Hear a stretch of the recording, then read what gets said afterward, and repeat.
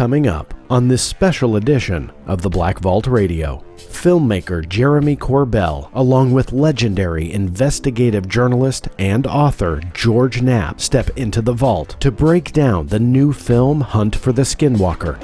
Together, they join me to dissect the mysterious Skinwalker Ranch highlighted in the film.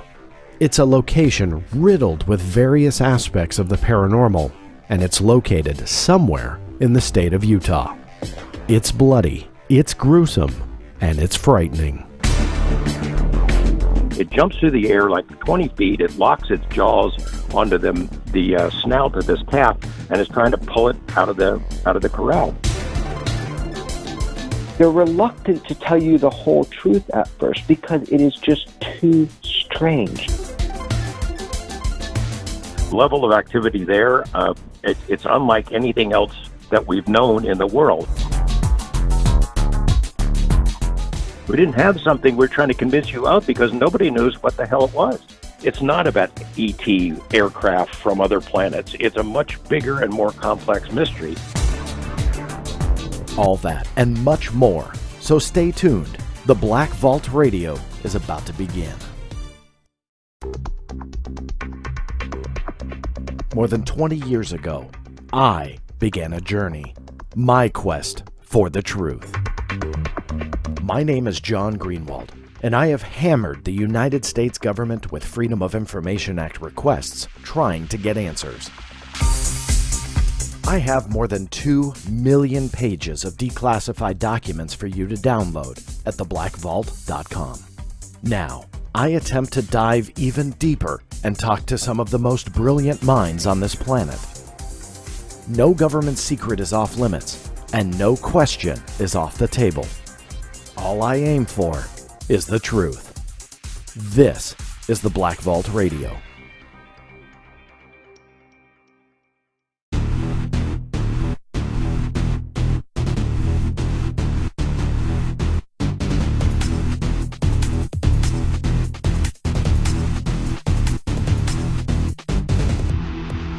That's right, everybody. This is another edition of the Black Vault Radio. In fact, it is a special edition of the Black Vault Radio, the first of many to come. And I am excited about today's show because of the guests that are just about to come on. Now, what makes this so special? Well, first and foremost, there will be times now in the coming weeks, months, and hopefully much longer when I produce the Black Vault Radio for you, where I have a very special surprise guest. In this case, guests. Now, I'm very excited to welcome filmmaker Jeremy Corbell onto the show. He is about to step into the vault with legendary investigative journalist George Knapp. They have created the Hunt for the Skinwalker film. Now, this is a very intimate look inside the very elusive, the very enigmatic, the very mysterious Skinwalker Ranch. For the most part, we've only heard about it. However, we haven't really seen it. And now this film is going to take us inside the ranch. I have seen the film. I think it's very cool now to have that extra visual element because George Knapp has published a book, literally wrote the book on Skinwalker Ranch. But Jeremy Corbell has come in to create a documentary film all about the ranch and show all of the footage that George has collected over the years that stretches all the way back to the original NIDS investigation. That's the National Institute for Discovery Science many years ago. So it really is that intimate look. So I'm excited to have them both on. What also makes these special editions that much more special is it is all about the interview. All of the other segments are dropped. Now, if this is your first time listening to the Black Vault Radio, first and foremost, thank you. Thank you for tuning in. I know that there are a lot of options out there for podcasts and a lot of things to download and so on and so forth. In short, what I want to do for you on this program is literally get to the truth. In that process, I'll ask as many questions as I can. I keep it respectful, but really it's about the interview and about what the people have to say. Now, normal episodes have multiple segments. Not only do you hear the interviews, but I also have the TBV news segment where I talk about a few headlines, discuss some follow-ups from previous shows, the introduction for every show, which is what you're listening to now. There's a TBV unredacted segment. So nearly every episode, what I do is I just pick a document, a random document out of my 2 million page archive to profile. Because let's face it, when you've got 2 million pages, a lot of stuff kind of gets lost in the volume of what is out there. So my intent with the TBV Unredacted segment is literally just to pull something out, talk to you a little bit about it. We've had some really cool segments since I started this show, and many more to come, because there are some serious gems that have come out under the Freedom of Information Act. I want to personally say that this is even more special to me, again, on a personal level, because of Mr. George Knapp's appearance on my show. For the most part, George and I have been friends for many years, and we've known each other for many years. And that is also partly due to my appearance on his show. If you don't know, he hosts the Sunday edition of Coast to Coast AM, not every Sunday, but he hosts on Sunday evenings. He's a great radio host. I've spent many hours with him on the air over the last quite a few years. So he's always asked me the questions. What's special for this episode for me is now I'm in that seat. I get to pick George's brain, and Jeremy is coming on to talk about his role in creating this film, and I get to pick his brain. So it really is special for me because, again, it's usually the roles are reversed, where George is picking my brain and he's going after what kind of things that he can extract from me. Now the table has turned. He is joining me. He is stepping into the vault. He is allowing me to ask him questions, as he has done so many times in the past. So I want to give a personal thank you, not only to Jeremy for spending his time, but also George. He's a very well-established media personality. He's a journalist on air in Las Vegas, Nevada. He has a very busy schedule, very hectic schedule, and yet he's stepping into the vault, finding the time to talk to all of us about the Skinwalker Ranch. Jeremy Corbell as well has made headlines quite a few times here in the last few years for the films that he has developed and that he has created, including one on Bob Lazar. Hopefully in the future, maybe we'll be able to get Bob on and talk a little bit about his story. And obviously very controversial, but hey, I give Jeremy a lot of credit for bringing those topics to the forefront and profiling them in his documentaries. They have gotten a lot of headlines. So that being said, if this is your first time, thanks again for tuning in. We just will drop every other segment in these special editions, so you won't hear any other segment other than the interview itself. But before I bring them both onto the vault, I do want to say this. If you feel so inclined, if you feel that this show is worth it, I hope you subscribe. Every show, I create a show notes page, and what that is a breakdown of everything that we talk about, whether it be in the TBV Dialogues segment, which is the interview, and that is the segment you're about to hear. It's an extended version, nearly 2 hours actually, with Jeremy and George, but also the news headlines in the other episodes, or the TBV Unredacted document. I'll give you the direct link. To access all of those show notes, log on to www.theblackvault.com/show notes. Find episode number 11. That is what you are listening to now. But also on that page, on the top and bottom, there are buttons on how to subscribe, whether that be on YouTube, whether that be on iTunes, whether that be on Google Play Store, Stitcher, TuneIn, you name it. And even those that have your own software, and all you need is an RSS feed, that button is on there as well. So hopefully you will consider subscribing after this is over. Hopefully you will agree it is definitely worthwhile, and I do aim to make it informative for you. Stick with the truth, stick with the facts, ask the important questions. That's what this show is all about. So hopefully you will subscribe when it is all said and done. But let me get going. Let me get to the TBV Dialogue segment where Jeremy Corbell and Mr. George Knapp are about to step into the vault.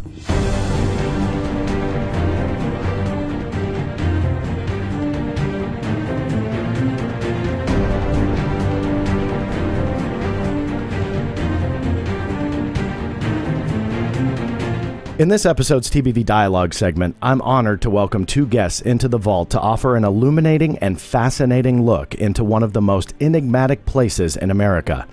We're exploring the new film Hunt for the Skinwalker. Now, first, I want to welcome the filmmaker himself of Hunt for the Skinwalker, Jeremy Corbell. Jeremy is an American contemporary artist and investigative filmmaker based in Los Angeles, California. His research and filmmaking has taken him into the worlds of nanotechnology, aerospace exploration, exotic propulsion systems, UFOs, the mystery of the Skinwalker Ranch, and what he calls the phenomenon. Second, I want to welcome Mr. George Knapp.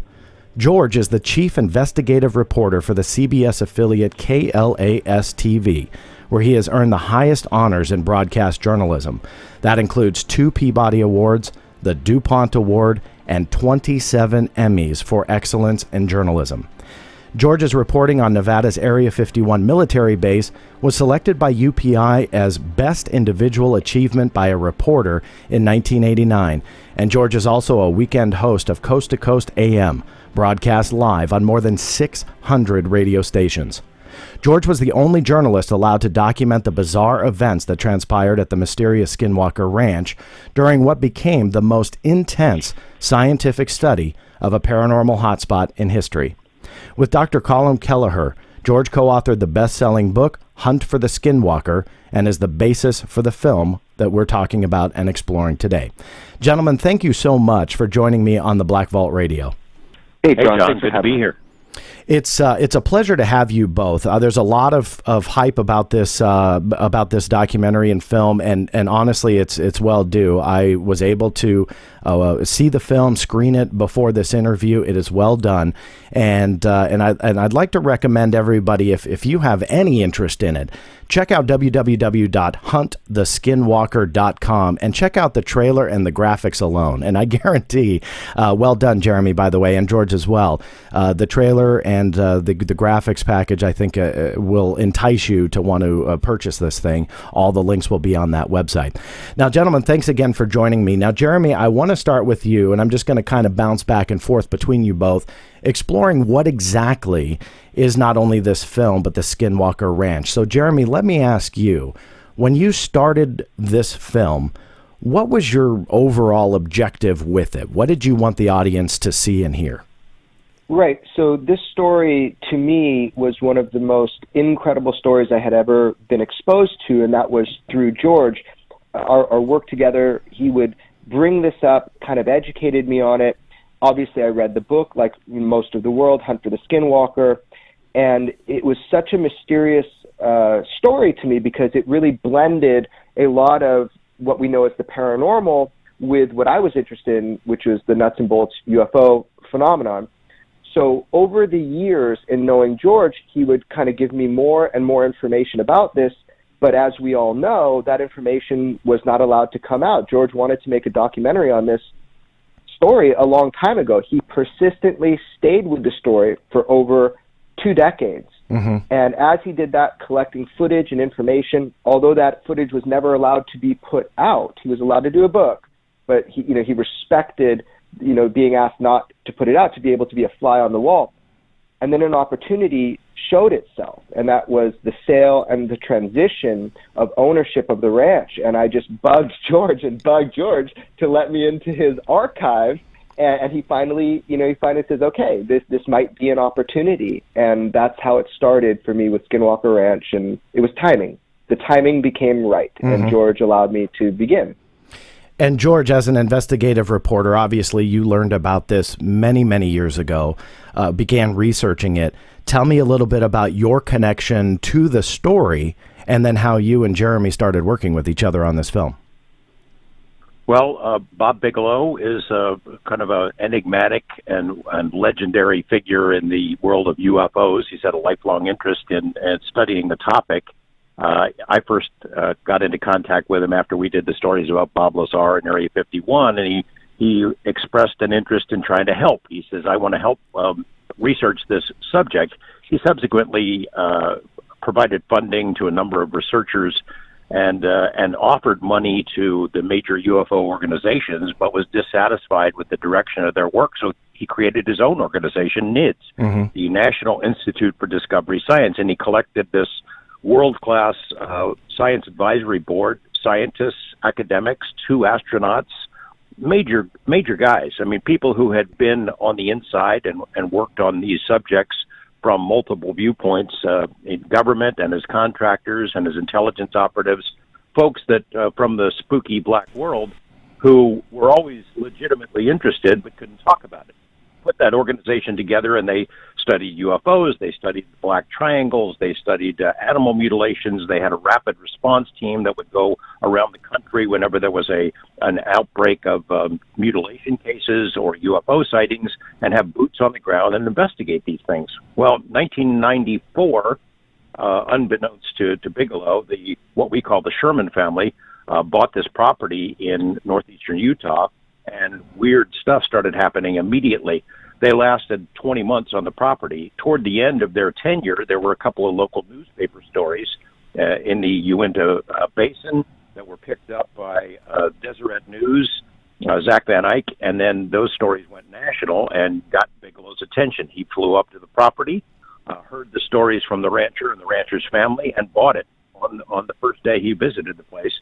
And then he installed his own team of scientists and investigators on the property, and for the next 7 years, they pursued whatever popped up. And it was just, I think as of 2000, the year 2000, they had 143 different incidents. Nothing was ever quite the same. All of it was off the charts weird. And because of my friendship with Bob and then with a couple of other people who were part of the NIDS team, I was allowed to hear about it. And it drove me crazy. I started hearing about it from 1996 on, about their investigations, but I wasn't allowed to report on it. I kept bugging them. Around the year 2000, the level of activity on the ranch sort of plummeted. This thing, whatever it is, this intelligence, we assume it's an intelligence, went underground. It basically slammed the door in the face of the NIDS guys, didn't want to be pursued anymore, and I think that provided an opportunity for me. They gave me the opportunity to go ahead and write about the ranch. It started as a documentary project, as Jeremy mentioned. I started visiting it, bringing a photographer along, made multiple trips up there to interview the people on the property, the investigators, the neighbors, anybody who would talk to us about anomalous experiences. And I had an idea that this would be a great documentary eventually. Mr. Bigelow asked me to hold off on that after a while. He was worried about what the notoriety might do to the property. There is an interactive nature to what goes on there, and he didn't want to be flooded with people visiting or trespassing. So instead of doing the documentary, he allowed me to write some news articles. The idea was he wanted to see if other hotspots might pop up, if information would come from other places around the country or North America where the NIDS team could go and investigate. And that is what happened. I wrote a series of articles for the Las Vegas Mercury weekly newspaper, and man, it went all over the world. It spun around the world really quickly, all kinds of reactions to it. But still, Bob wouldn't let me go forward with the documentary. Eventually, I talked him into, maybe we can make this into a book, as long as we don't show the ranch itself, don't show photographs of the ranch, don't identify the ranch family, don't explain where exactly it is. It's sort of it's a mistake in hindsight, because obviously people could figure it out and did figure it out pretty quickly where it was. And so the feared reaction from the public came to be because of the book. Still, Bob didn't want me to do a documentary, and because he had given me permission to shoot all this stuff, and because of our friendship, I respected that, and kind of held off on it until 2016 when the land changed hands. And so that's where the film gets its footage. Now, just so the audience knows, having seen it, number one, it's well done, but number two, you hear about the ranch a lot, but you don't see it. And of course, people are trying to find gates and secret passages and figure out things, and I don't support that at all. But to see the ranch itself and to see the original footage that you went out and shot and some of the interviews and so on, that's a really new and fresh look at this place. Now, Jeremy, is that kind of what you inherited after you said you were bugging George for access? Is that the boxes that we see you going through in the trailer? Yeah, so in fact, it's twofold, and that's why it's kind of so special. George had acquired all of this interview footage and footage at the ranch and of the ranch, which, by the way, there's not 3 seconds of besides in this film. There is no footage from inside the ranch it's anyway made its way out except for this footage of George's and the new footage that we got on recent trips. So you see in the film not only this historic 25 years of footage that George had acquired, that yes, that's, you know, a lot of the content in photographs and letters and all these different archive, you know, film footage that the world had never seen, that is in the film.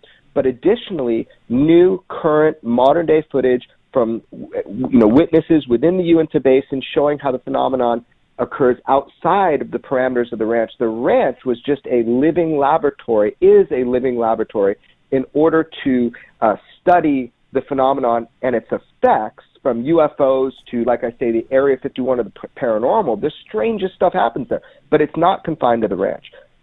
So in the film, you also get to see modern-day footage on the ranch, and that's, you know, what I think is so exciting, because, again, footage has never been leaked out from the ranch. This is the first time you get to see that. And that's because the new owner, miraculously, because of George's relationships in the Uinta Basin and his history to the ranch, allowed us to capture that footage and show the world. So this is a first. And John, I think there. I'm sorry to interrupt. There's a lot of media interest in the ranch, of course, and folks will probably produce their own TV shows and individual documentaries and things of that sort. What they can't recreate is that the footage that we have, it's in Jeremy's film, is from the time when the NIDS study was still underway. The scientists who were on the property while this thing was going on, while they were grappling with these strange mysteries. You can't replicate that. You can't duplicate it. No, and that's why I wanted to add in, for all those listeners who are just learning about the film now, that is a new, and I've been around this field for a long time, that is a very new element to this story, because George, you wrote a great book with Dr. Kelleher, and I do recommend everybody to pick that up as well as screening the entire film. But it's a new, fresh visual representation of the ranch that we just haven't had before. So kudos to both of you for bringing that out. Now, before we get into some of the weirdness on the ranch and some of the specifics, I want to ask you both, and George, chronologically, I want to start with you because you learned about it first. When you heard about this place, and it wasn't just a UFO hotspot, or it wasn't just a place where there's, you know, strange creatures roaming around, as you kind of stated, it was all of the above. It's just a really bizarre story.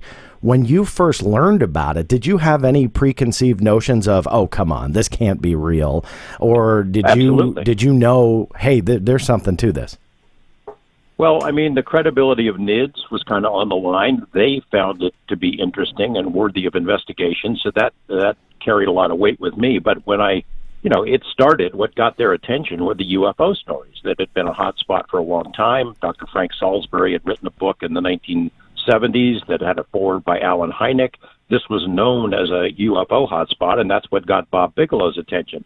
But then when they went to the property and heard the stories from the ranchers, and those stories filtered back to me, I thought, this can't be real. There's got to be something wrong here. This is some kind of a scam. They want to sell the ranch for a bonus amount to this Las Vegas billionaire. It can't be real. And I think that is also the attitude of the NIDS guys. They went to the property not to prove that UFOs are real or aliens are visited. I think they had every intention of quashing this place, of explaining it, of finding prosaic explanations for the range of activity and then crossing it off their list. And what happened was completely the opposite of that. Now, Jeremy, when you first saw these tapes, what did you think? I mean, obviously you were pushing George for a reason. You obviously knew there was something there, but as a filmmaker, were you trying to prove that the paranormal issue around Skinwalker Ranch was real, or did you have any idea at all at this point when you saw those tapes? You know, some people are highly disappointed with my approach to filmmaking, and other people really appreciate it. I'm not trying to prove or disprove a lot of what people say. The focus of my films is to tell the human story. It's to tell about the extraordinary beliefs of credible individuals and how they came to those understandings and beliefs. So, look, it was like Raiders of the Lost Ark. I get to go through these boxes of footage. I'm in heaven. This is incredible. This is stuff that everybody wants to see. You know, Skinwalker Ranch, again, when I say it's the Area 51 of the paranormal, what I'm saying is that it's shrouded in mystery. It's shrouded in secrecy and privacy. So to kind of be able to see this personally, man, I mean, I was incredibly happy. It was really cool. But being able to bring that out in cinema and tell the human story of George and the scientists, that pursued this, that to me is most exciting, because I can't. There's, the evidence is not there for me to prove one way or the other the paranormal exists. But I can show you what people went through all these years, and you build your own understanding off that. There's a lot of emotion that you were great at bringing out, that this isn't just a ranch with high walls, and within these, this secret ranch, there's paranormal things going on.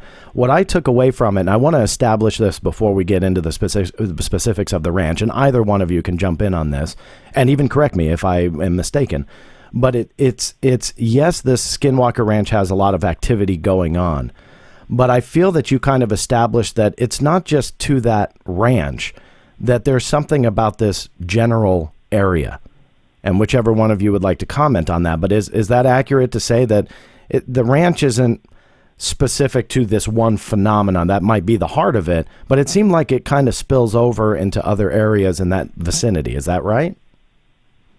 Yeah, George wrote the book on it, so I think he's best suited to talk about the history and how it extends beyond the parameters of the ranch. So I think he should do that. But I just want to say that, you'll see in the film, I mean, there are real world consequences to whatever is going on in the Uinta Basin. And you see that with some of the modern day witnesses in the film, very emotional moments, painful moments, things that occur that affect people. Go ahead, George. The ranch is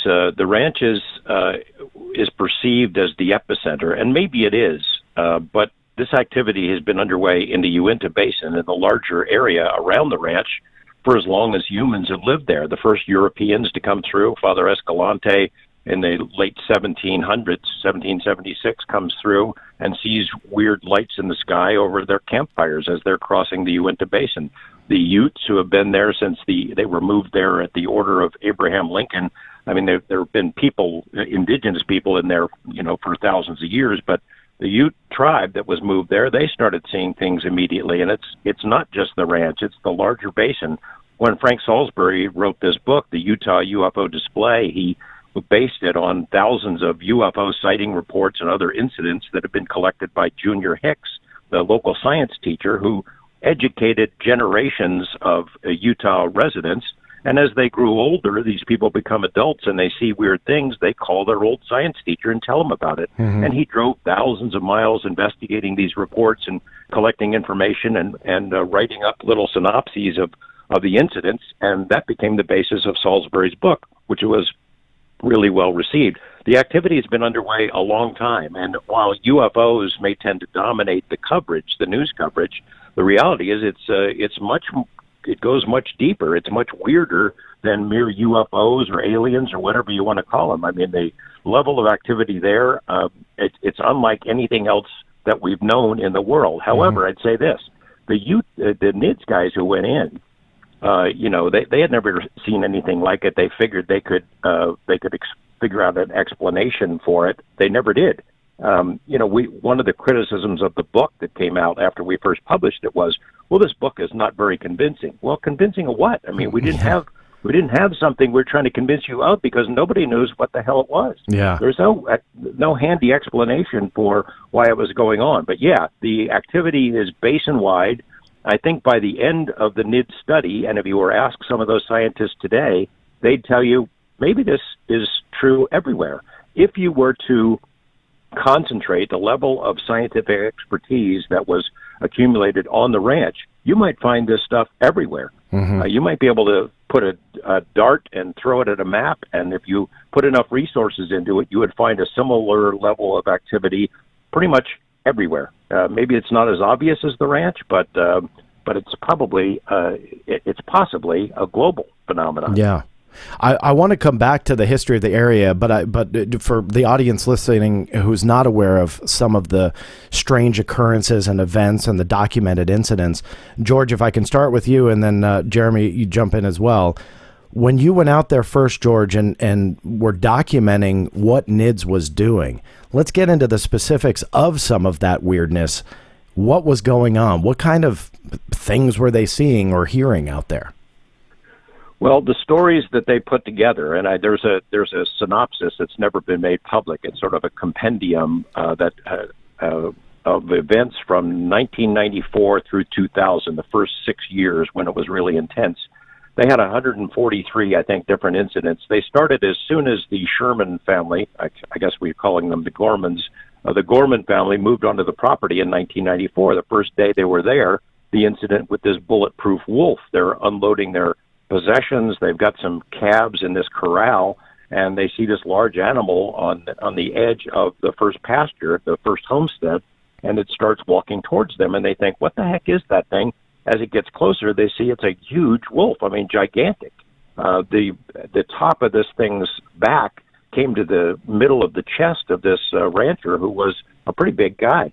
So it was huge. It must have weighed 200 pounds, but it was very sheepishly walking towards them, docile. And they're thinking, this must be somebody's pet wolf. As it gets closer to them, they could smell, it had rained that day, and they could smell wet dog smell.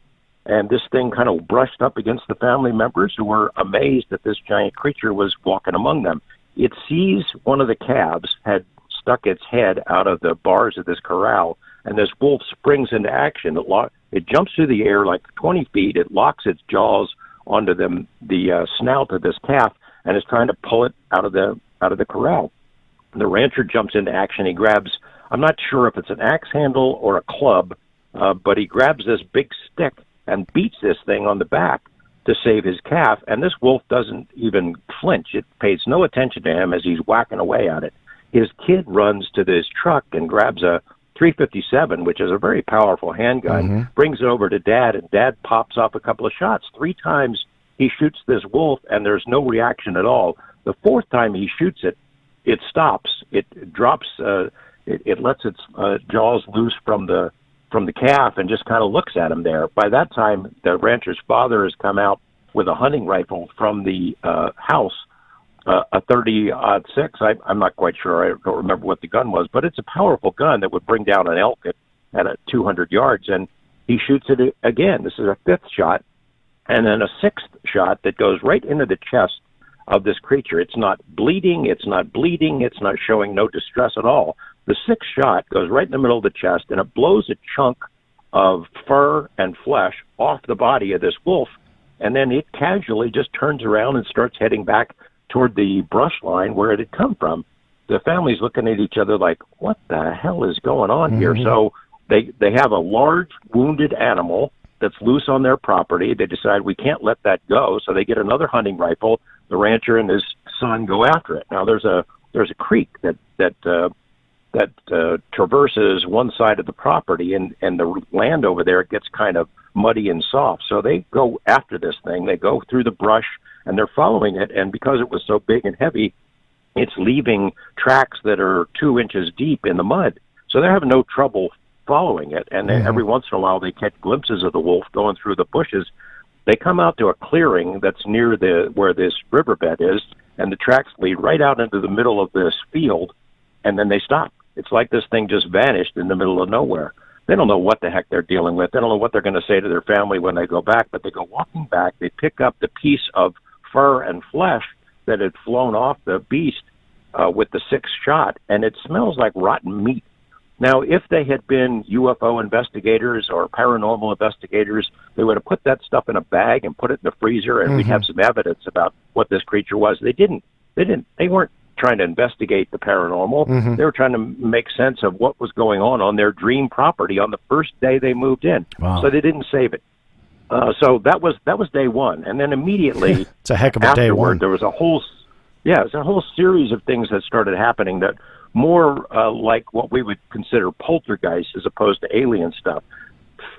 Shadows at the window. They would see shadows of these large humanoid figures, and then they would hear heavy footsteps outside their doors and windows at night. And Pretty soon, those heavy footsteps, instead of being outside, were inside. And eventually, they'd wake up in the middle of the night, and these shapes would be at the foot of their bed. Scared the hell out of them. And then things started moving around, poltergeist-type stuff, small little things. Those small things are the ones that sort of cause the goosebumps to raise on my arms and neck.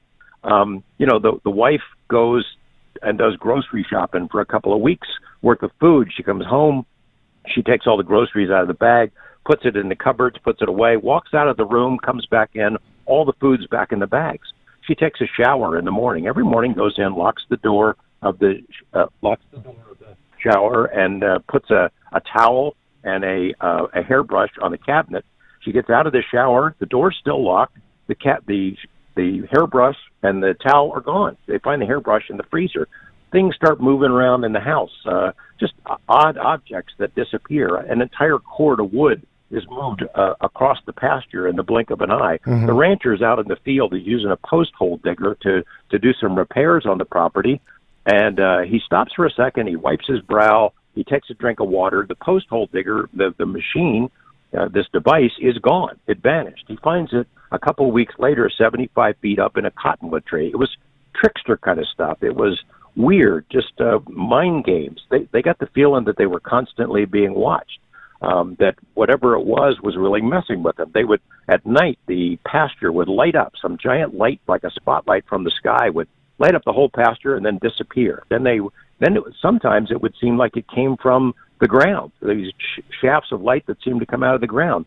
They would start, they heard noises underground, as if there's like a steel mill or an underground railroad or something. The ground would shake, and they'd hear noises of heavy machinery underground. Then they started seeing these orbs. They were white ones at first that would flit around as if intelligently controlled.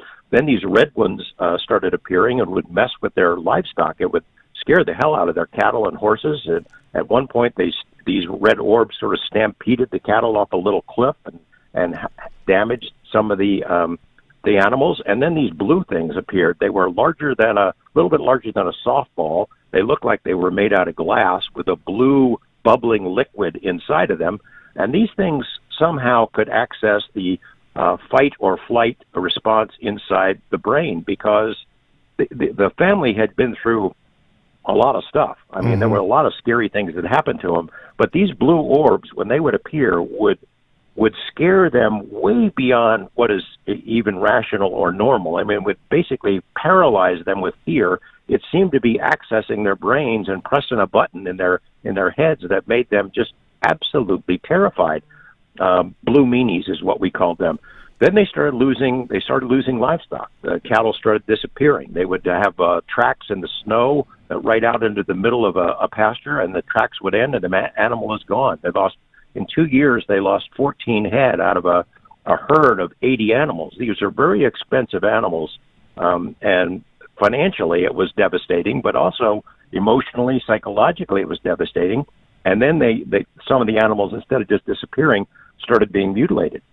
Not just cattle, but dogs and cats and other creatures. The final straw for the rancher was when he had these 3 big, tough country dogs. He's on the phone talking to a friend of mine, and these big dogs are engaging with one of the blue orbs, and it's leading them across the pasture back toward the area where that bulletproof wolf had come from. And the dogs are jumping up, trying to snap at this thing, and it's staying just outside the reach of their jaws.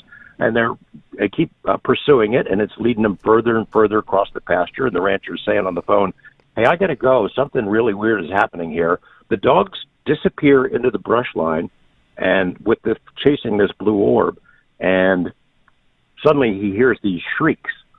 And he's a brave guy, but he doesn't go out there until the next morning to figure out what happened to his dogs. And all he could find was these 3 grease spots on the ground. He presumes that is what became of his dogs, that they were essentially vaporized, liquidized, because they were gone. They never came back. So the family was really messed up. They were, I think at first figured, this must be the military. The military must want our property. They did see military-type folks hanging around. There were, men in black types. There were overflights of the property with helicopters. It seemed like somebody was taking an interest in the property. The rancher tries to figure out what's going on. He talks to his neighbors. He'd never heard these stories before, and then he realizes this stuff's been going on in this area for a long time. Mm-hmm. Maybe it's not the government. He finally decides to do a news story after some strange things that happened.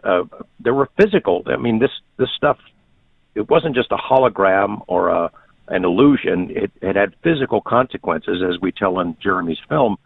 They had these giant scoop marks. It's as if a giant cookie cutter from out of the sky came and grabbed 200-pound piles of soil. There were maybe 24 of these piles. There's only one way into the property, and if somebody had brought heavy equipment in, they would know about it. Well, they didn't. Whoever came in and did this, it was just like a mind game. They would talk to each other about their fears, and it seemed like whatever it was that was watching them was way ahead of them. They'd go out at night walking in the pasture, they'd hear voices speaking an unintelligible, unrecognizable language that sounded like it was just 10 feet over their head, mm-hmm. often kind of mocking them. Then they'd see a variety of different UFOs. The first was like what we would call a chupa. It looked like an RV, a recreational vehicle, down in the third homestead. And the rancher and his son look and they see what look like headlights, and they think, how the hell did this guy get past the ranch without us seeing us? He must be a visitor who's got lost. We'll go down there and help him. So they start walking toward the third homestead. These headlights start moving towards them. It's a rectangular shape, like I said, looks like a Winnebago. And then the Winnebago starts rising up into the sky. It clears these trees, and it zips off into the sky and disappears. They started seeing these other, in addition to the orbs, triangular things that looked like the F-117 with Christmas lights around it. They would float silently over the property at night, flashing spotlights as if looking for something. And they saw classic flying saucers, sombrero-shaped objects that would fly right into the Skinwalker Ridge and disappear. Wow. They started seeing creatures. I don't want to go on and tell the whole story, but, I mean, there was a whole range of different things all happening in one property that seemed designed to just mess with their heads and get their attention. Let me ask you one quick question, Jeremy. I'm going to go back to you. Were all of these incidents that you just mentioned, and obviously there's a lot more by the sounds of it, was this pre-NIDS? Was this while NIDS was there? Was this pre, during, and after? I mean, what's the time frame of the scientific study that was on the ground and a lot of these occurrences that were taking place? It was both. It was both. It was both. A lot of the stories that were collected were pre-NIDS. They were, these are stories that when the NIDS guys got there, they started recording this stuff from mm-hmm. the ranch family and investigating it. They started by investigating the background of this family. The rancher himself, solid citizen, an educated man, college degree, who specialized in raising these hybrid cattle, Simmental cattle, very expensive animals. He was no country bumpkin. He was a smart guy and a courageous guy, had been a big game hunter all over the world, and his wife was an educated woman. She was at an executive position at a bank in town. Their two children were straight-A students, just solid, salt-of-the-earth folks, mm-hmm. who, by the time the NIDS guys got there, they were messed up. I mean, by the time NIDS got onto the property, this family, they were all sleeping in the same room at night on the floor, for safety. It really messed with them. So They investigated the stories that were told by the family, and then they started happening to them, to the NIDS guys. They started experiencing these things for themselves, and for a time period, the what I would characterize as the most dramatic incidents happened while the NIDS guys were there on the ground. Before we get into that, Jeremy, I need to ask you, just as a filmmaker and somebody who's coming at this from a slightly different angle, what do you do with that? I mean, there's a lot that George just mentioned, and I know for a fact that it's just the tip of the iceberg. How do you start formulating and telling that story when there's kind of no answer? And that's what I really appreciate about you both, by the way, is that you're not trying to say it's aliens, it's ghosts, it's whatever. You're just putting the evidence out there, and the film echoes that as well. But Jeremy, what do you do with that? How do you approach it?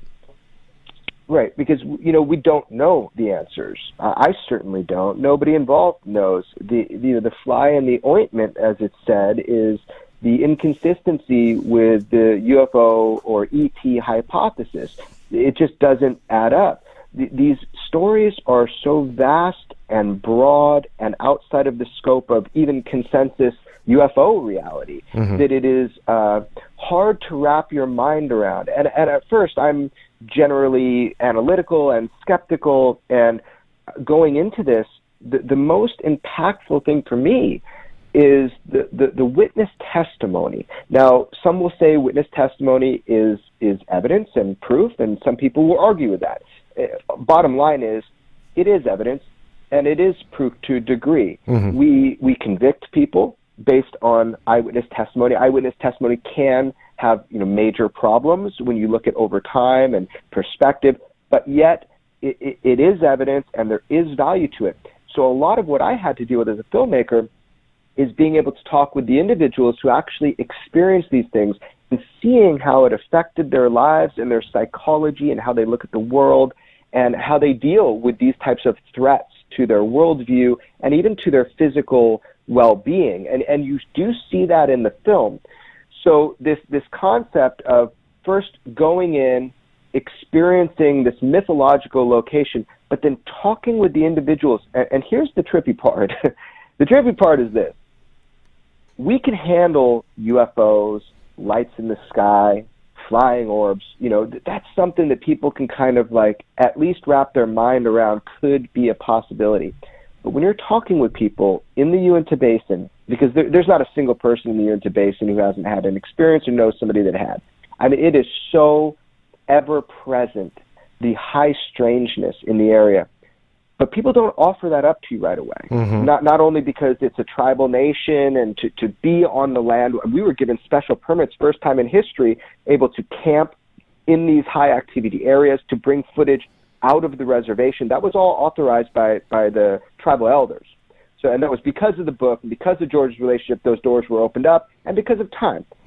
But these stories people tell, they're reluctant to tell you the whole truth at first because it is just too strange. It is too weird. It is too outside the box. But after you earn their trust over time, on multiple trips we went there with the team, and we continue to go there and work with people and talk with people, you can see that slowly they begin to open up and tell you the things that they're most uncomfortable for them to tell you.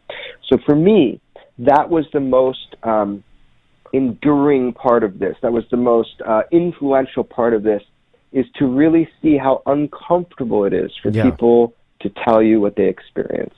And that comes through in the film. And again, I do give you the compliment of capturing the emotion, because a lot of times you'll hear about these stories, but you don't realize the emotion that comes along with it. There's not only the fear and the, oh my gosh, what the hell was that? But there is the absolute psychological effect on whether or not these things that keep happening over and over and over to these people, and I'm assuming on this part, but that psychological effect, it takes its toll after a while. I mean, you can't just experience all of this and go, well, that's another day at my ranch. It goes beyond that. Yeah, it's one thing to talk about it and to hear the stories that George is conveying to you and to, kind of fantasize, wow, this place is really neat. It's got UFOs and creatures. It is a wholly other thing to be on the ranch or in the Uinta Basin and to witness somebody having an experience. Yeah. And how it affects them, which I was able, it did happen. I was able to see the effects of this on an individual who was there, who in my presence had an experience. I didn't have an experience, but to see it on them, that is real. These events happened. And again, that's your problem. Not my problem. It's the audience's problem. They have to wrap their minds around it. Yeah, and it's tough. I'm telling you, it's tough to wrap your mind around about it. But when you see quite a few witnesses come forward, you see the information, you see the long history, you see the work George has put in and Jeremy's put in. It really makes you wonder. And I've learned in this field, I don't judge or really put some kind of conclusion on something unless I've been there and seen it from my own eyes, and that obviously I've not done that in this case. But the film does take you there, literally take you there, and show you the ranch and show you the people and show you the surrounding area. Now, George, I want to ask you something, and let me quickly preface why I'm asking this. I had produced and created a show for History Channel that dealt with the Dulce, the secret Dulce base. Now, I don't know what your gentlemen's thoughts are. I don't believe that there is a base. I went to the top of Archuleta Mesa. I'm sure you're familiar with the story, but the short of it is, what I came away from doing that episode and traveling there was that there was something strange. I don't believe it was a top secret military base or some kind, buying into all the conspiracy legend and lore, but there was something between the Native American reservation and stories that stretched back far beyond the legend and lore of what has been known as the Dulce base. So I've kind of learned through work like that there seemingly is this connection between our roots as a nation and the original Americans, the Native Americans that were here first, that these stories stem back that far. Do you feel that there is a Native American connection to whatever is going on in this area? Very definitely. I couldn't explain it to you. I'm not sure that they can explain it to you, but there definitely is one because, I had mentioned at the beginning of our conversation that the NIDS guys, by allowing me to make public these stories, they had hoped to get leads on other places. Well, leads did come in, and the NIDS guys had already isolated a couple of locations, including Dulce, where there had been a high level of activity. They went to Dulce, spent a lot of time on the ground there with the idea of debunking the story about the underground military base. And I think they ended up concluding that there was no such base, but there was a level of weirdness comparable to what was happening at Skinwalker Ranch in the Uinta Basin. They developed relationships with the Jicarilla Apache tribe. Yeah. They got incredible access. They heard the same kind of stories that stretched back generations, hundreds of years, about a combination of weird stuff, trickster kind of stuff, Bigfoot, poltergeist, UFOs, lights in the sky, animal mutilations, all the stuff that had been, most of the stuff that had been reported in the Uinta Basin was happening in Dulce as well. Then after the book came out, or the first series of articles, Yakima, Washington became another hot spot that they looked at. Sedona, Arizona. I guess every place in North America could be considered, has roots with indigenous peoples. But the places where there was ongoing activity seemed to be places where there was still a strong Native American presence. Yeah. If you talk to the Native Americans, and it was tough to pierce that veil. I mean, I worked at it for a long time. The NIDS guys eventually made some progress with the Ute tribe, and the Ute reservation basically surrounds Skinwalker Ranch. It's an island of private property surrounded by Native American lands, and so it was important to develop a relationship with those folks. And when they finally opened up to NIDS, and there were reservations there, the stories they told went back generations of really weird stuff. And then when Jeremy and I started working on this project, we made an even bigger breakthrough. We got access to places on the Ute lands that had never been made available to filmmakers before. We got cooperation from the tribal police, from individual Ute tribe members who opened up to us. It was a whole different level. I don't understand the connection. Yeah. I don't think the Utes understand the connection, but it's real, and it goes way back. Yeah, and that's that again. Not to repeat myself, but that's when I walked away from Dulce. Oh, let me say it this way: when I went to Dulce, I was ready to debunk the whole thing. How you just said NIDS kind of approached it, I completely agree with them. I don't believe that there is that military installation. But when I walked away, and the thing that stuck out to me were the people around that area not only had a lot of UFO encounters and various experiences, but a lot of them talked about what they called the little people. And that was something that actually never made it into our show because we didn't go out there for that. We learned about it on the ground. And these people were telling me the same exact story. We're interviewing them about something else. They didn't know each other. Nobody coincided. We were walking up to people on the street. And we realized these stories are so prevalent in areas like this That was, for me, that was most intriguing about the film, was to see that, it's not just the ranch within this, secret compound, that it is a general area, and that might be the heart. Like I said earlier, that might be the heart, but it seems like there is that connection that no one can explain. And when you get in, we spoke with the Hickory Apache tribe, and they, to be honest with you, they didn't say it this way because it'll come off as rude. They didn't care if we believed them or not. That was just what they believed. That was what they experienced. That's what they were taught. And the stories go back way far beyond when the Dulce Bay started. And so it's very interesting to hear that you guys also have had that experience there as well. Oh, we can hear those. Go ahead, Jeremy. Yeah, Sorry. Well, no, I was just saying to a very high degree, that to me that was the most impactful part. There's what I could include in the movie, and there's a whole lot of information that I couldn't. Yeah. So, for example, we met with some tribal police, and they were checking us out basically, and all of our permits, shaking us down. We ended up making friends with them. When we met with these guys, the head of that unit there brought me in privately to a little, command center place he had, and says, "Hey, let me show you something." And he shows me on his cell phone some of the coolest UFO footage that I had seen, and it was filmed in the Uinta Basin. Of course, first thing I asked him was, "Can I have this footage?" And he said, "Not yet. Maybe one day he'll give it to me." But it's great footage of a huge, glowing, large, house-sized object slowly moving over the basin. He says he sees this a lot. He wouldn't go on camera, and he wasn't showing me this to try to divert my attention in any way. He was just showing me for my own personal information. And then he gave me a really kind of strict warning, and this was the first glimpse that I got to how seriously this stuff is taken. He said, "Look, I understand what you're doing here. I've seen people like you try to hunt this thing. It is intelligent, and it's like a predator. It knows you're hunting it, and it's going to hunt you back. And I've seen people harmed by it."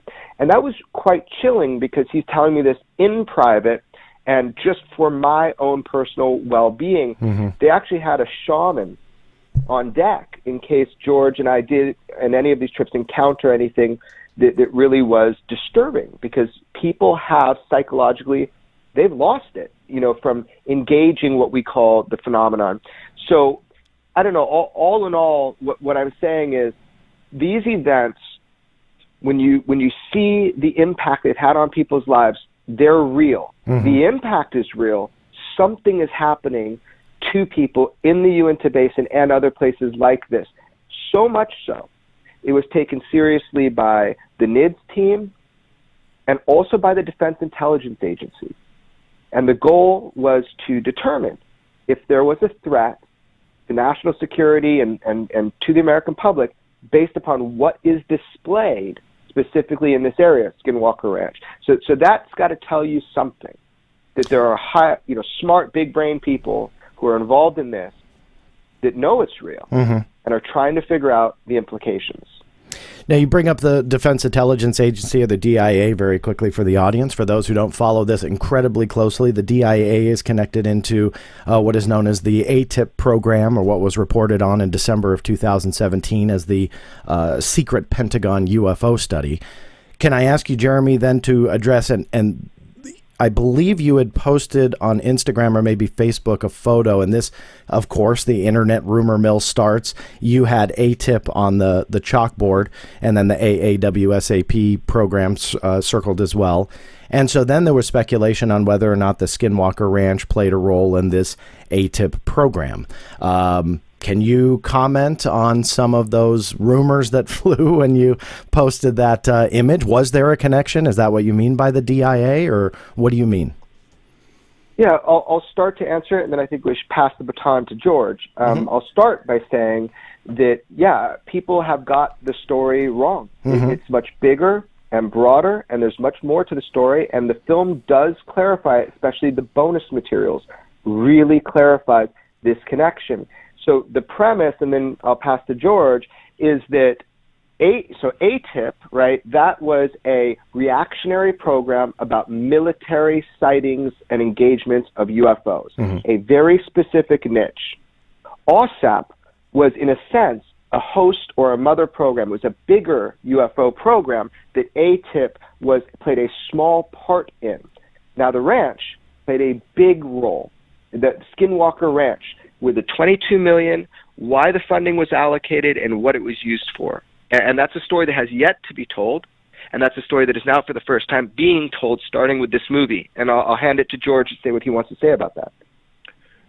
Well, I would say this is, in December of last year, the world learned through that New York Times story that there was an ongoing Pentagon study of UFOs, military encounters with unknown aerial vehicles, like the Tic Tac, like Go Fast, like the Gimbal, the videos that we now know so well.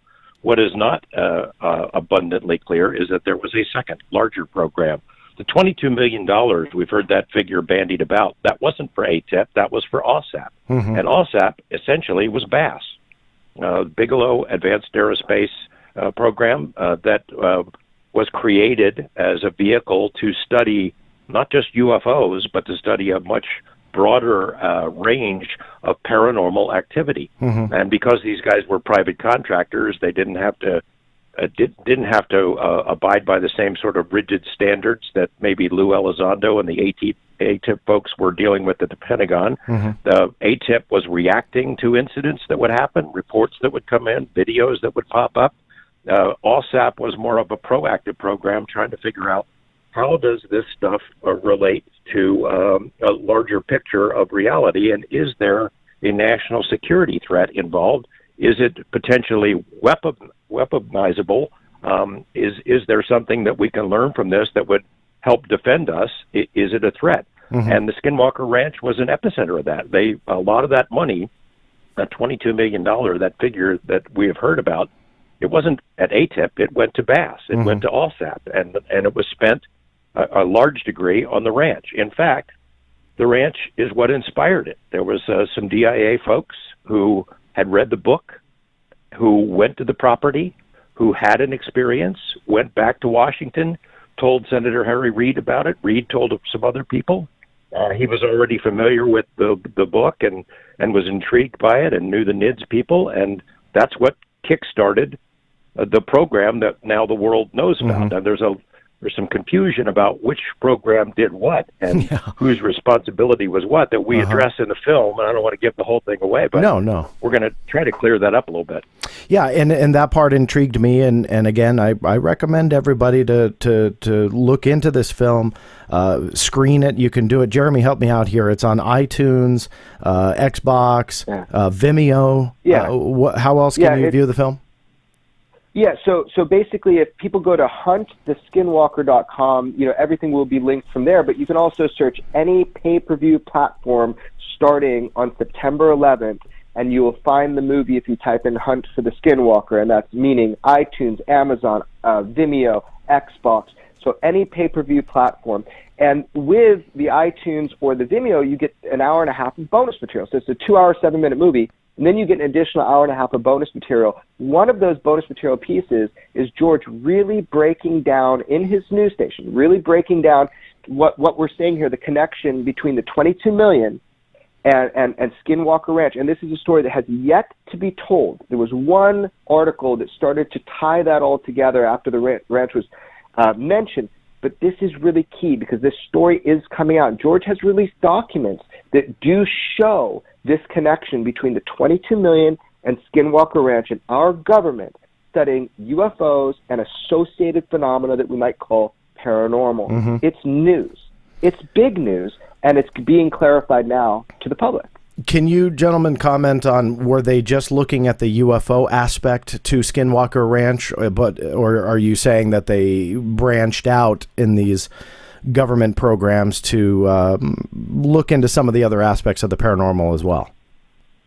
They looked at the whole panoply, the whole smorgasbord. Again, the money went to a private contractor, BASS, which already had a track record of looking at a broad range of paranormal and unusual subjects, and that's exactly what they continued to do with the government money. And I think it's been characterized by critics as the government is funding ghost studies or poltergeist. They were pursuing the unknown. They were following the evidence wherever it leads, trying to figure out what was going on, and does it relate to national security, and in a larger sense, trying to figure out the nature of reality. Yeah. What is this property telling us? What is it saying to us? Is there a connection between all these different stovepipes of different kinds of paranormal experiences? And I think in the end, they don't have any solid conclusions, but I think in the end, they think, yes, there is. This is trying to tell us something. Yeah. And John, we have a concrete confirmation of something you might find interesting if George is willing to talk more about it. I do mention the bonus materials, but our nation wasn't the only nation that was studying and interested in Skinwalker Ranch. There were other nations, spies, looking at what our government was studying in the area. Mm-hmm. Well, George, no pressure. Yeah. Yeah, I don't know though I want to go there just yet, because John, you're a journalist. You deal with this kind of stuff. You make promises to people. Sure.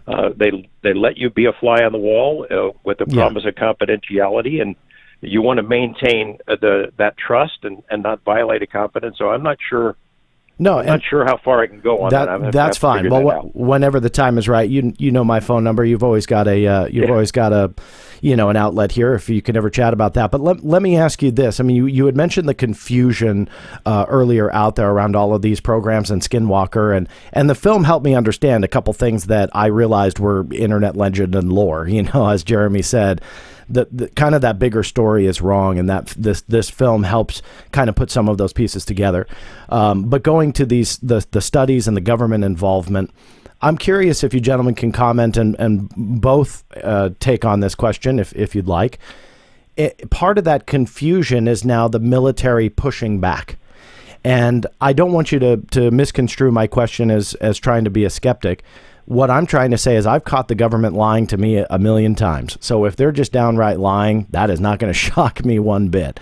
But the confusion is stemming from them now pushing back on not only what ATIP was, but OSAP and everything else that came along with those projects. Why do you think that they are so...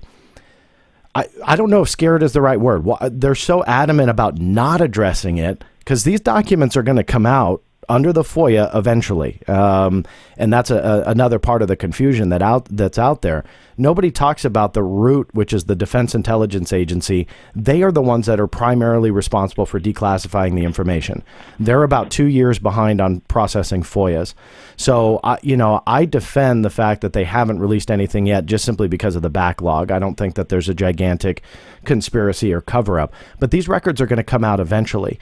So why do you think that they're just pushing back and saying, no, this wasn't a UFO program, or this wasn't this? What is your reaction to that? What are they afraid of us knowing? Jeremy, you want to tackle that first? Sure. I mean, I do see that, John, and I do see the confusion. What I have seen, I compared every single Pentagon spokesperson that talked about this, and I compared their exact statements. They only made 3 statements, and they were consistent all the way around. Mm-hmm. There was one rogue Pentagon person that wasn't following the script but really got everything wrong, which is a human trait, is error. But the script that we're being told, there were 3 distinct statements. And you're right, they were confusing. Was it aerospace or was it aviation for ATIP, in the title? There's all these things. But we know for sure it was aerospace. That has been confirmed now, 7 ways from Sunday. So I think a lot of what you're seeing are people who are not read in, they're not briefed, they're handed a script, and they're told to say this. Yeah. And I think it's more disorganization than anything. There's no getting around the facts. The facts are United States government funded through what essentially was a black money, black budget operation via Harry Reid, because the interest in Skinwalker Ranch, scientific studies into UFOs and associated phenomena, which we can call paranormal. That happened. And if you look at the list of documents that were generated from that, you're looking at documents, scientific documents that deal with wormholes and time-space distortion and that sort of thing, because that's what was replicated, or the questions that came up from what was experienced on the ranch. Scientists viewed creatures crawling out of what appeared to be dimensional portholes, real physical, tangible events witnessed by skeptics, right? So this is the type of thing you're seeing. So to overall answer your question, I think that a lot of the pushback is truly internal confusion. They're not really denying it. They just don't have all the information. But I think George can answer this better than me. Yeah, I mean, ask the larger question, John. Why have they always lied about it? Why have they always withheld information? This is not new to Skinwalker or ATIP or OSAP. It's always been the Pentagon's position, and you have to ask why. Obviously, I think they're confused. I think they painted themselves into a corner. They don't have an answer for it. They certainly don't want to talk about it, so they dismiss it. They downplay it. That's clearly what they did with the ATIP in their discussions of, oh, yeah, we didn't really find anything interesting, so that's why it went away. Well, that's just bull. That's not true. They found a lot of really interesting stuff with national security implications. The money was taken away. That's a whole different story for another time, but the money was taken away as much for internal politics as anything. It wasn't because they failed to find anything. And in fact, the dates of when the money was rerouted are incorrect, and eventually we'll tell that story. I am not as confident as you are that these documents will come out. I'm not sure they will. I mean, the stuff that I've been able to make public over the last couple of months, that spigot has sort of been turned off. I don't know what. I think Lou Elizondo is a guy who probably knows a heck of a lot of the internal workings of that program, but he's still under restrictions about what he can say. The fact is, the Pentagon has always lied about UFOs. We aren't exactly sure why. They certainly lied about ATIP, and they certainly dodged the bullet on OSAP, and I don't think they will ever acknowledge Skinwalker Ranch was something that was studied with the use of black budget money, but it was. It's true. That's why I'm so intrigued by it. And in fact, George, credit to you for getting this interview with Senator Harry Reid. And this, again, just kind of adds to the confusion. I'll amend what I said before. When I say that things come out, what I mean by that is hopefully they'll come out just based on what Senator Reid had said about 80%, being unclassified. I believe he wrote that said that in an interview with New York Magazine as well. So I'm hoping it will, but they really have painted themselves in such a corner with this that they're saying things from their official mouthpiece, and they shouldn't say anything if they're not in the know.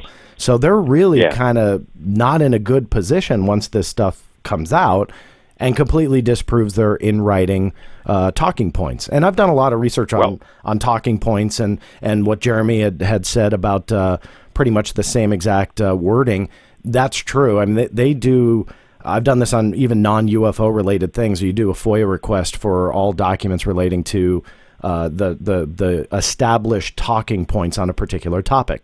The subject of Benghazi and the attack on 9/11 in Benghazi was a prime example. They went back and forth for a long time through countless emails of the talking points. Then they established the points, and that's what we read. And I'm sure they did that with ATIP. My whole point is they're getting themselves in a lot of trouble once this stuff, hopefully, or at least 80% of it, comes out. But who knows? Maybe they'll just cover it all up and Skinwalker's connection gets buried. I don't know. Yeah, they're not. We're not even in the public. Yeah, we're not even in the public realm yet, where we're talking about Skinwalker Ranch in relation to the 22 million. That's what I'm hoping that this film will do. Is it will? The New York Times got it wrong. I mean, or they got it incomplete at a minimum. That they were only given a certain amount of information. There's a much bigger story here, and I'm hoping this film starts to tantalize people to ask the right questions. On the day that Harry Reid made that statement about this stuff is not classified, it should be made public, I was with him. I had flown to Washington. That was back in March for call it a debriefing, a session with some people, with Senator Reid and other people back there, where I got a download. And later in that day is when he gave that statement. And he had been told, look, most of this stuff is not classified. It's not that sensitive. It's just weird. And so he was making the case. He was throwing down the gauntlet to journalists that, look, you folks out there in other media, you need to go after this stuff.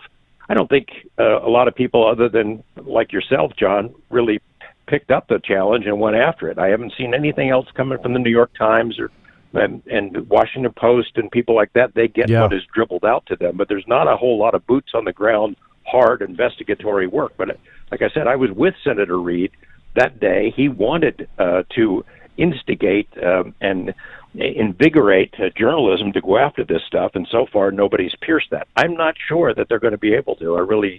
There are some structural issues involved.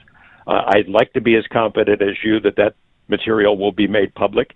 It should be made public, although it's going to be disturbing. Yeah. I mean, it's disturbing. And honestly, because it is so in the spotlight, I don't see how they're going to get away from it. That's what I mean. I mean, yes, they can black it all out, but then you have somebody with Senator Reid's stature saying, hey, look, I'm one of the ones responsible for funding this thing, and 80% of it is unclassified. Let me ask you this, and this is in no way challenging Senator Reid's integrity. Do you have any reason to doubt that 80% is unclassified? George? No. So no, I don't. Yeah, so he's gone on the record. So, hey, I'd love to pick up the baton, and I do scratch my head. Why hasn't the New York Times continued it and present company excluded? That's what I pull my hair out a lot of times with, mainstream media channels and those that are writing articles, that it's like if they talk about UFOs once a year, then that's pretty much their quota and they don't go back to it. And I don't get it. I'm hoping that's changing, and you guys might disagree with me on that. It just makes me kind of pull my hair a little bit on why won't they go back to this? Because it is a fascinating story. There's a lot of confusion and holes, but it is a fascinating story. And I do feel, let me just say this for the... Sure. No, let me just quickly say for the record, I support ATIP continuing. If it is truly what we are told to believe, and, be that as it may, and it comes out that it was a secret Pentagon UFO study on an official basis, and all the skeptics are put to bed, I would love to see it continue. I think we need it. But George, go ahead. It is continuing. I mean, what Lou Elizondo has made that clear, and I believe him. I mean, of course it would continue. Mm-hmm. They have incidents where our military encounters these unknowns within the continental U.S. or within our airspace. Of course they will collect that information. The fact is they have continued it since Blue Book ended, and it makes sense that they would. But they're not being truthful with us about it. Harry Reid, if Harry Reid hadn't been diagnosed with pancreatic cancer right after that series of interviews and the statements that he had made, we might be in a better spot now to understand what's in those files and what information might eventually be released. Mm-hmm. But he's been ill. He's not in office anymore. I think that he has tried to engage some of his former colleagues within the limits of the law. He can't legally lobby his former colleagues, but he certainly can have conversations with them, and I think he's tried to engage them. I think there has been some interest among staff members in Congress, and as I said, I believe that ATIP continues. What's needed is way beyond ATIP, though. What's needed is something like OSAP. What you need is a broad-based program of research to understand larger mysteries, not just UFOs, because I think if you were able to talk to the original DIA folks who got this thing off the ground, they came to an understanding that it's not about ET aircraft from other planets. It's a much bigger and more complex mystery. Skinwalker Ranch is screaming at us that to try to understand that reality isn't what it used to be, that things that we would consider to be unrelated, paranormal, unexplainable, are in fact related. Yeah. That they are tied together, and it's up to us to try to figure out how. And until that day, when the military and government funds research projects, at least openly, what I mean by that is they speak about it comfortably and they don't hide it. We rely on more, private studies and work that you guys are doing, bringing it to the forefront on a film like this. Let me ask you about your experiences out there, going back to the NIDS study. And George, I want to start with your kind of emotional state going out there. We talked about your preconceived notions, if you had any, but let's just talk about you get out there and there's a lot of stuff going on. Tell me about how you felt internally. Were you nervous, scared? What was it like emotionally for you? Yeah, it was a little spooky at first because now at the time I went, I think it was around 2000 or 2001 was the first time I actually set foot on the property, and then came back with photographers over a series of years. But that first time, I'd been hearing these stories from the NIDS guys, from Colum and Bob Bigelow and Eric Davis and others about the things that they had encountered, and it was spooky. Mm-hmm. And the first time I was there, they invited me in part, as I think I said in the film, in Jeremy's film, in part because of my perceived inherent weirdness quotient. Maybe I would attract something, because the arrival of strangers sometimes would stimulate activity. The other kinds of things that would stimulate it is, make a bunch of noise and draw attention to yourself, and especially digging in the ground. So when I came there, we made a spectacle of it. We built a fire out there on the third homestead, or in between the second and third homestead. We got an earth mover and moved things around, and then they took me and put me on a chair in the middle homestead where some really bad things had happened and left me there. They went away a couple of 100 yards with these telephoto lenses to see if something came to get me. And, I'm sitting there and, well, okay, look, UFOs, I can handle that. Balls of light, the orbs, even the blue meanies, that's but a fine. Giant wolf. The predator creature? Yeah, the giant wolf I didn't really want to see. And the predator thing that had come out of the bushes to scare the hell out of some guy who showed up on the ranch, I didn't really want to see that. So I'm sitting there for a while and trying to be brave, and, it wasn't running through my head. I will have to admit that. Nothing came to get me other than mosquitoes. And then on the subsequent trips, each time I went there, I think I became more comfortable. And then there was a time, I think 2005 or so, I was there with Mr. Bigelow, and we went to check out a recent spate of activity. And we're sitting around talking with the caretakers on the property. And I said, look, I have to admit something, that I feel really good when I'm here. I get a little buzz, a little jolt of electricity, and I feel energized when I'm here. And then the caretaker had been there for a long time and is still there. He said the same thing. He was an elderly guy. I mean, elderly even compared to me. He said, look, I feel like a teenager. I could work all day long. Those caretakers, by the way, the husband and wife, whatever it is that's there, they've worked out a relationship. They get along. They see things, but it doesn't mess with them. It doesn't scare them. It doesn't mess with their heads or play any tricks. So they have the same feeling, and a lot of people get the same vibe. However, I would say, it's kind of like a Rorschach test. You go there, and it is what it is. It's what you bring to the table. People who go there with the attitude of challenging it, and they pack weapons, and they're going to confront it, and they beg for an intervention of some sort, they sometimes get more than they are asking for. And it not only confronts them there, it follows them home.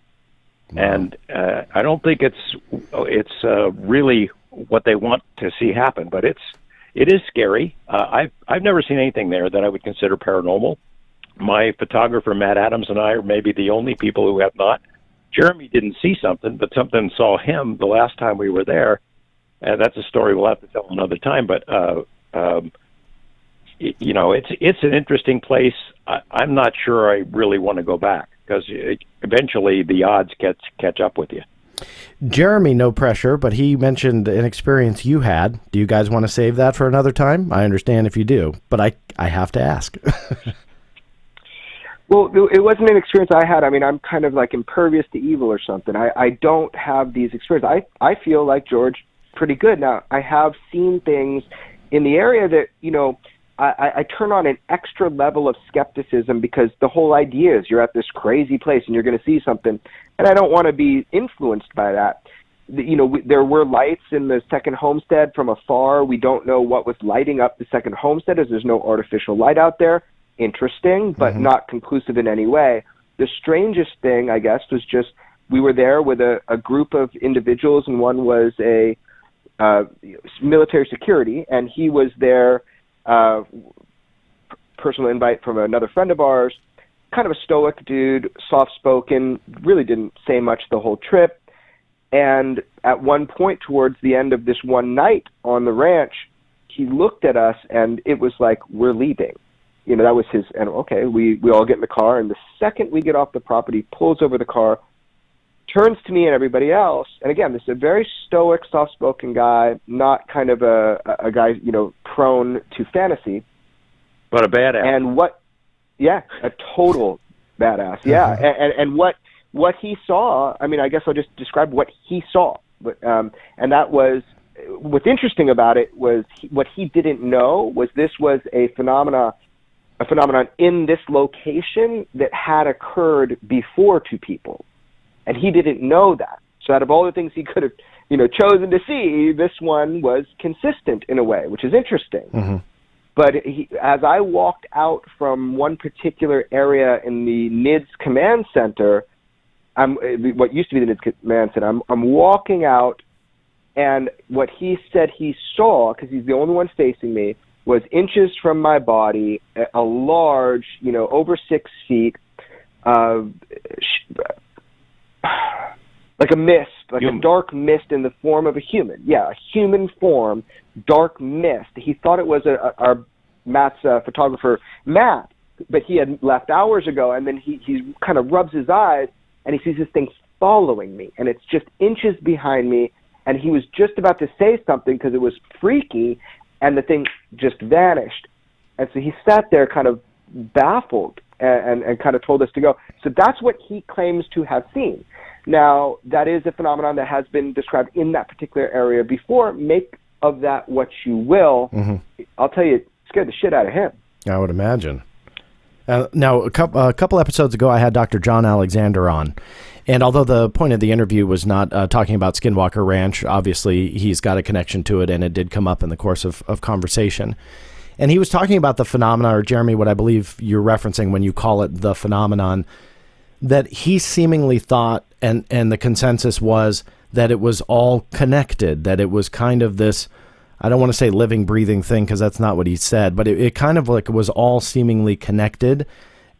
Do you guys feel that way, that all of these different types of experiences, is it all part of another entity? Or is this all kind of not related in the physical realm, but just happens to happen in this one spot? What are your thoughts on that? I'll just say for me, reluctantly, I'm having to admit that there appears to be some sort of connection between what we call the UFO phenomenon and all these associated phenomena that boil down to creatures and just mysterious trickster-like happenings. And John Alexander is famous for saying what occurs on the ranch and the surrounding area is a precognitive sentient intelligence. Mm-hmm. That's what because it has those characteristics of like an intelligence, knowing what's going to happen in your mind, knowing what your greatest fears are, and absolutely it plays off of that. So I don't know what it is, but yes, reluctantly, I'm having to admit that if any of this is real, it's game-changing because it does show some sort of connectivity between these different fields of thought. Mm-hmm. So that's how I'd say it. I don't know how George would answer, but... Well, I would say this, a lot of the criticism that we've had is, as I mentioned earlier, is that you're not being very convincing. Well, I don't know what we're trying to convince anyone of. I mean, if you cannot accept the premise that whatever it is intelligent, smart, it's elusive, that it's a trickster, that the frustrating thing for the NIDS guys and then for Bass was that it was non-reproducible. That one thing would happen in a location, then you put up cameras to try to capture it, and it would never happen there again. It would move somewhere else, as if playing mind games. If you can't buy that concept, well, we don't really have a whole lot to talk about. We used the term Hunt for the Skinwalker. I remember the first time hearing that in a discussion with Junior Hicks, and he had said, we call that place Skinwalker Ridge. And I said, Skinwalker, what the heck is that? Mm-hmm. And then he told me, and it is, we were not literally hunting for the Skinwalker. It's a shapeshifter. It's an evil sorcerer in Native American lore, and all the tribes have their own versions of it. In the book and in the film, with uses the same title, we're not literally looking for a Skinwalker, but it's a good umbrella term because whatever it is there, it appears to us in different forms and guises. And is it telling us that it's all connected? It seems to be screaming it that it's all connected. It's begging us to get its attention to say it's all in one place, it's all related, it's coming from the same same source in different forms, and it's trying to tell us that reality is far more mysterious and complex than what we might imagine. And that's the lesson I took away from it. That's the lesson that other people who've been there a lot longer than me have taken away from it reluctantly. They don't want to say this. You can't publish a paper saying, there's some unknown intelligence that interacts with us. It is physical. It demonstrated itself on a physical level in so many different ways. The things that it did to animals there, the scoops in the ground, breaking off trees, it would walk through water, invisible creatures. It appeared in different forms as creatures, as dinosaurs, as gargoyles, as all kinds of different things. It is telling us that it can take whatever shape it wants, and it's trying to get our attention. I think that's the ultimate lesson of what's going on there, and it's trying to get us engaged to pursue an understanding of it. That's what I take away from it. Now, one thing that you both have commented on a few times in this interview is the evidence itself, and the phenomenon is elusive. Let me ask you about the evidence that is there, because I don't want to give away anything of the film, but I will say this to my audience. These guys do show evidence. There is something, even though they say it's elusive, they have captured things, or they have received the videotapes or the photographs from those who have captured something. So there are things there. Jeremy, let me start with you, because obviously you inherited a lot from George in the form of the tapes, and you start going through this thing and you're formulating your film and trying to figure it out. What did you see in that? And what kind of evidence, other than the footage and the interviews, what kind of evidence was there for you to look at? Right. So there are a lot of scientific reports that were written up by NIDS where they did thorough investigations into things like the physical mutilations of cattle. A lot of cattle just disappeared. No idea where they went, never to be found. But mutilations are something that violent, they're immediate, it's hardcore physical evidence of something happening, and you can analyze that. And by the way, mutilations occur to this day. I added in some photos into my film at the 11th hour of brand new mutilations that occurred right on the property border of the ranch, but on the other side of it. So as far as evidence goes, there are some cases that are displayed in the film that really give us that there is something tangible and physical going on. Everything from tree branches being cropped out in perfect squares at 60 feet in the air from something that came careening through the ranch, all the way to cow mutilations. The ice circle is a very famous, very particular piece of a physical occurrence that was mind-boggling. You have the bulls that were jammed into a container that was an impossible place to jam these four huge, bulls into in a catatonic state. And when they broke out of it, when they were discovered and broke out of it, all of the metal fencing surrounding that was highly magnetized, and it lasted for a couple hours, and they don't know what that means. It's the only physical evidence associated with this strange encounter with these bulls. So George can go over kind of evidence because he's lived through it a lot more than me, but that's some of the stuff. And then, of course, there's video, some video evidence. And what was most compelling to me is the Twin Tower footage, and also that nothing was captured on the cameras that were mutilated that John B. Alexander likes to talk about. So anyway, go ahead, George, and hit him with our best shots. Well, the absence of physical evidence is, I think, itself remarkable. They set up surveillance systems, cameras that were on these telephone poles that would have a view of the entire ranch. They had VCRs running 24 hours a day, and it seemed like things would happen just outside the range of that, whereas they would previously happen in a spot where you should be able to record it. And then when you have the recording equipment going, it goes somewhere else. Then the dramatic incident toward the end of the study where something went up the pole, ripped the hell out of the guts out of this camera, not only tore the camera up, but the wires that went all the way down the telephone pole that had been secured with a plastic covering and duct tape all the way down, all that was shredded as well. They realized, we've got an image that should be able to capture whatever it is that did this from another camera, and when they look at the videotape at the time that it happened, there's nothing there. Whatever did it was invisible. This thing appears to be physical at times. It did the scoop marks. It cut the tops off of trees. It moved things around inside the house and outside in the property.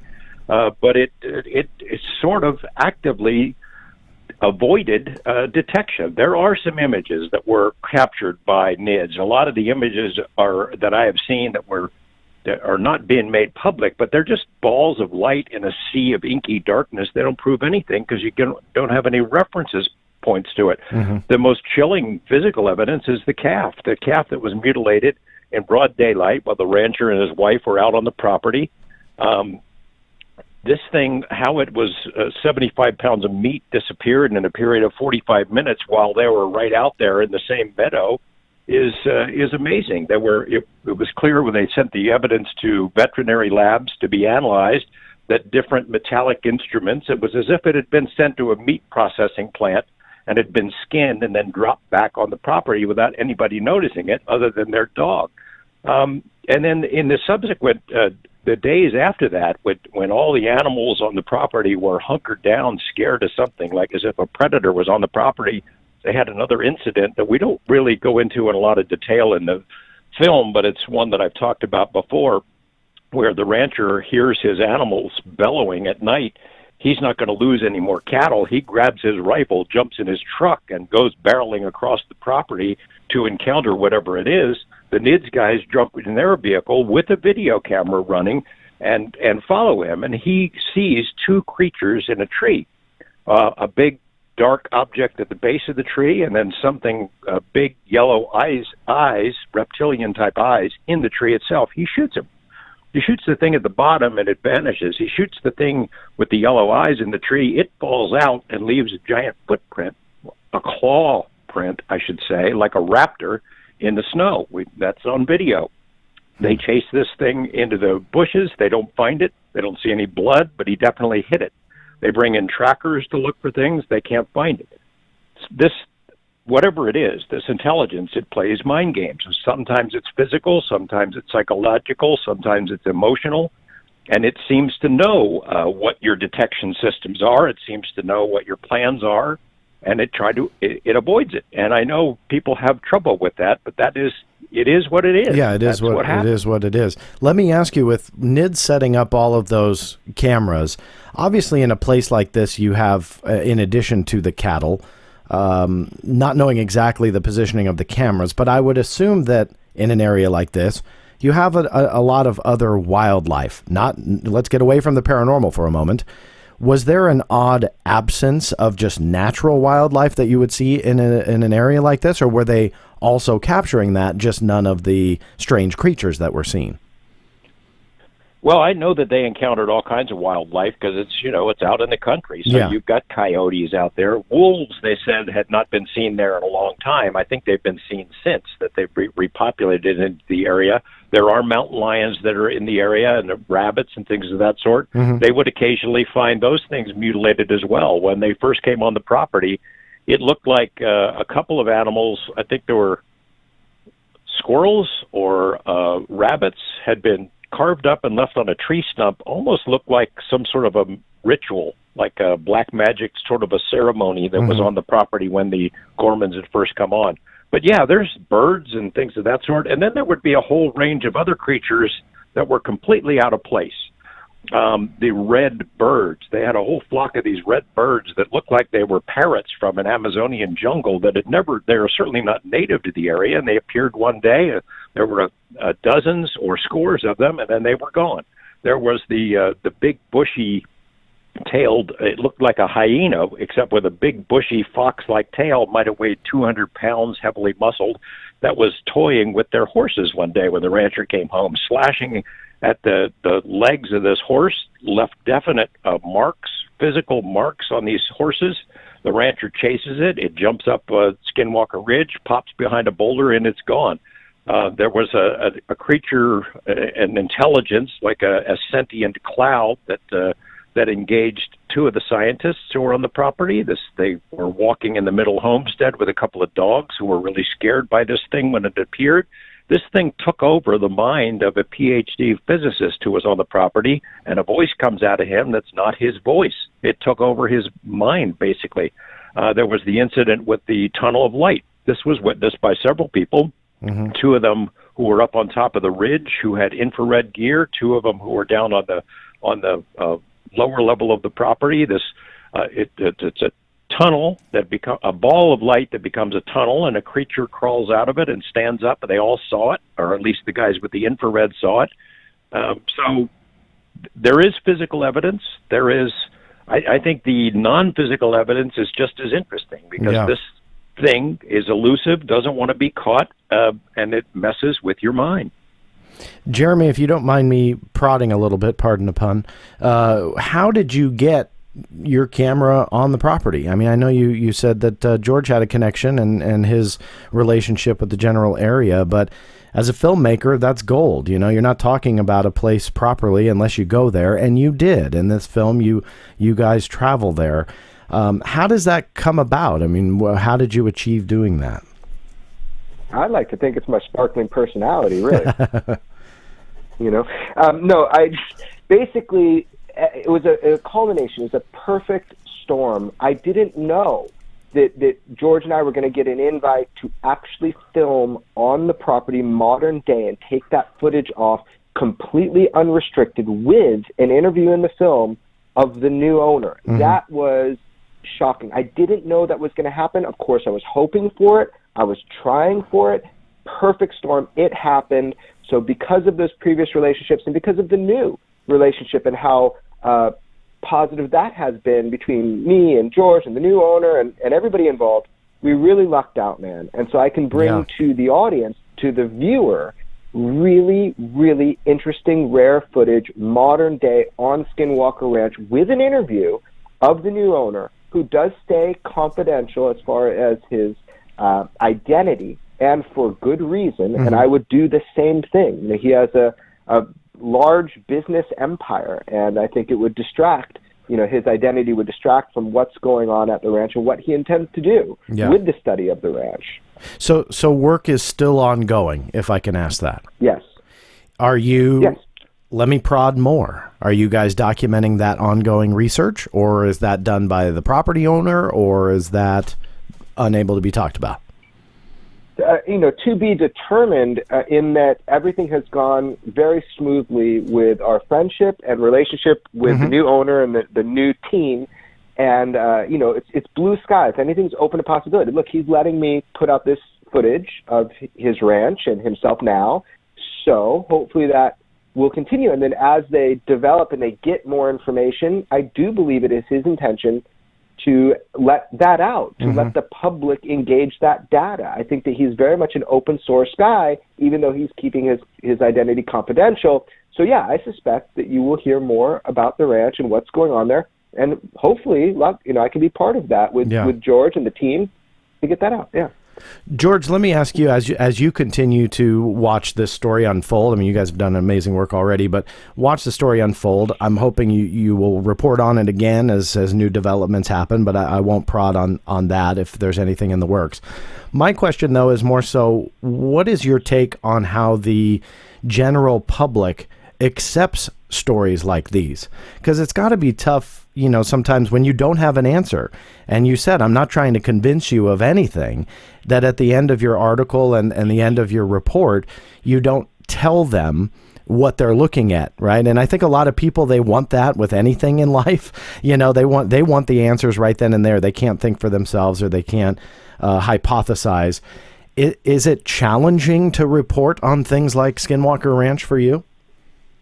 Yeah, it's challenging for me, but more importantly for the scientists who had tried to figure it out. I mean, you know, they're encountering really interesting stuff. Yeah.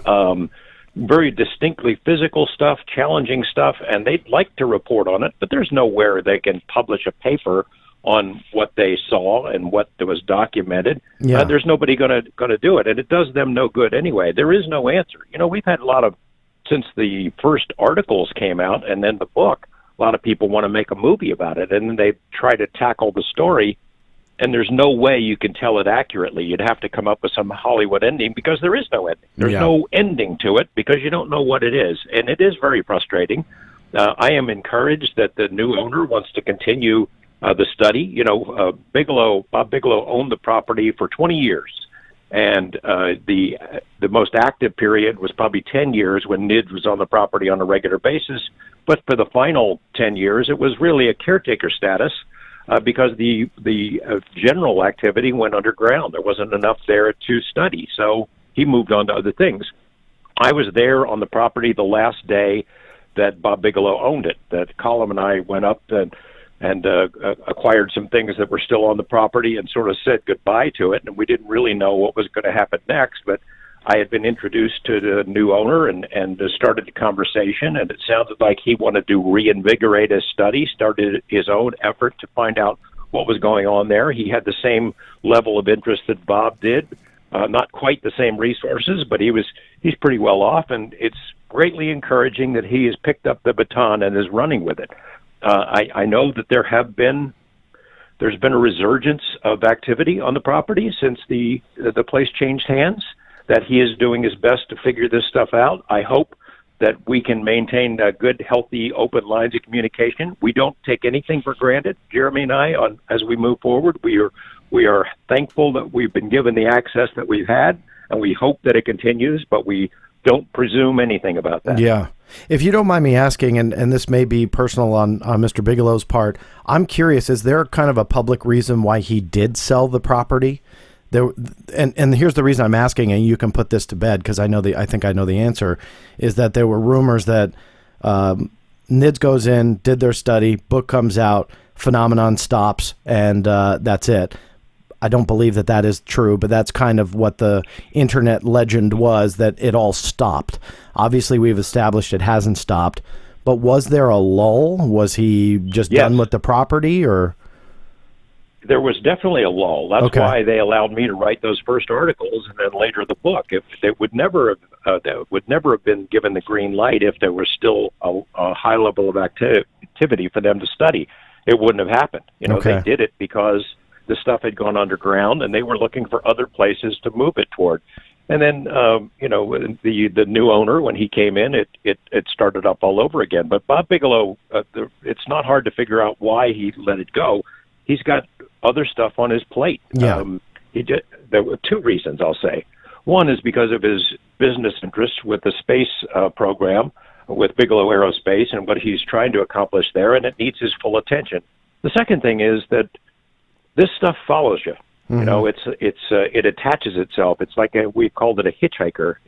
It's like a virus, and when you go there, you might not see something, but you might bring something home, and it affects other people in your lives. And I think there might be something like that with Mr. B. I know that is definitely the case with several other people who have visited the property, including some people during the Bass era. It's followed them home, and it's still with them. And that's also sort of my reluctance to tempt the fates many more times. Yeah. And, you got to worry about the people around you.